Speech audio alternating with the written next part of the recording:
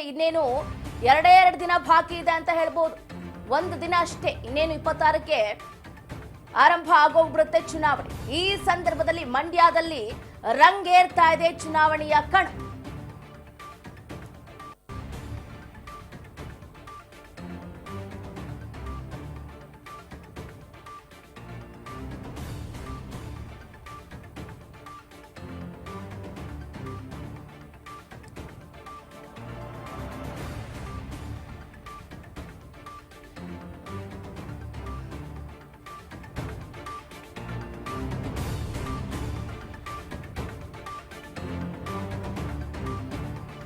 ಕ್ಷಣ ಕ್ಷಣಕ್ಕೂ ಕೂಡ ರಂಗೇರ್ತಾ ಇದೆ ಮಂಡ್ಯ ಲೋಕಸಭಾ ಕಣ.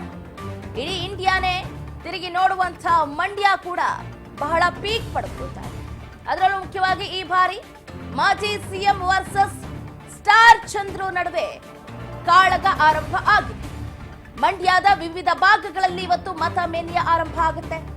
ಕಾಂಗ್ರೆಸ್ ನಾಯಕರ ಕ್ಷೇತ್ರದಲ್ಲಿ ಕುಮಾರಸ್ವಾಮಿ ಅಬ್ಬರಿಸಿ ಬೊಬ್ಬಿರಿಯಲಿದ್ದಾರೆ.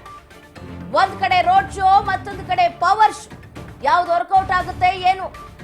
ಕಾಂಗ್ರೆಸ್ ನಾಯಕರಿಗೆ ಟಕ್ಕರ್ ನೀಡಲಿದ್ದಾರೆ ದಳಪತಿಗಳು. ಮದ್ದೂರಿನ ಕೊಪ್ಪ ಸರ್ಕಲ್ ನಲ್ಲಿ ಬೃಹತ್ ರೋಡ್ ಶೋ ಅನ್ನು ನಡೆಸೋದ್ರ ಮುಖಾಂತರ ಮಂಡ್ಯ ನಗರದಲ್ಲಿ ಬಹಿರಂಗ ಸಭೆಯನ್ನು ಕೂಡ ನಡೆಸಲಿದ್ದಾರೆ ಎಚ್ ಡಿ ಕುಮಾರಸ್ವಾಮಿ.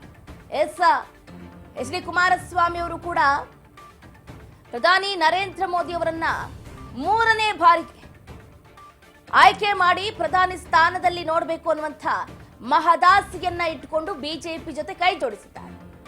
ಇತ್ತ 3 ಕ್ಷೇತ್ರಗಳಲ್ಲಿ ಕೋಲಾರ, ಮಂಡ್ಯ, ಹಾಸನದಲ್ಲಿ ಶತಾಯಗತಾಯ ಈ ಬಾರಿ ಜೆಡಿಎಸ್ ಗೆಲುವನ್ನ ಸಾಧಿಸಲೇಬೇಕು. ಗೆಲುವಿನ ನಾಗಾಲೋಟವನ್ನ ನೋಡೋದ್ರ ಮುಖಾಂತರ ಬಿಜೆಪಿಗೆ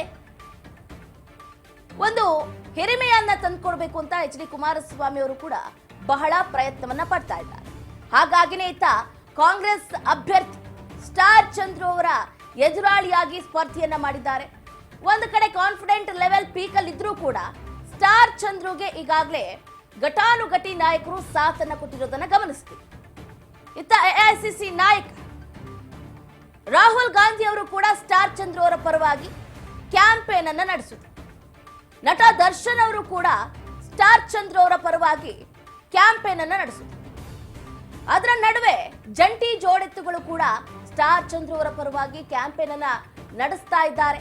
ಹಾಗಾಗಿ ಎಚ್ ಡಿ ಕುಮಾರಸ್ವಾಮಿ ಅವರು ಸ್ಟಾರ್ ಚಂದ್ರು ಅವರ ಎದುರಾಳಿಯಾಗಿ ಸ್ಪರ್ಧೆಯನ್ನ ಮಾಡೋದ್ರ ಮುಖಾಂತರ ಇವತ್ತು ಅಬ್ಬರದ ರೋಡ್ ಶೋ ಕೂಡ ನಡೆಸ್ತಾರೆ.